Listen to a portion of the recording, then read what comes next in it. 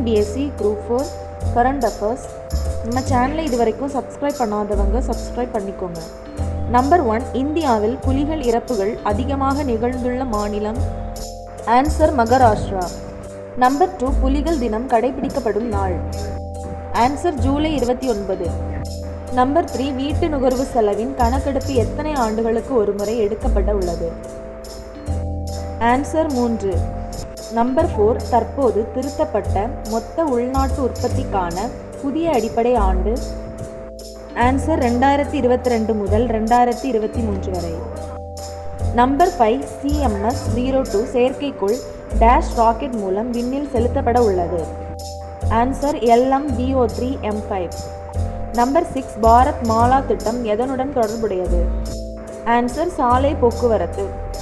Number 7, Sagar Mala திட்டம் தொடங்கப்பட்ட நாள். 31/7/2015.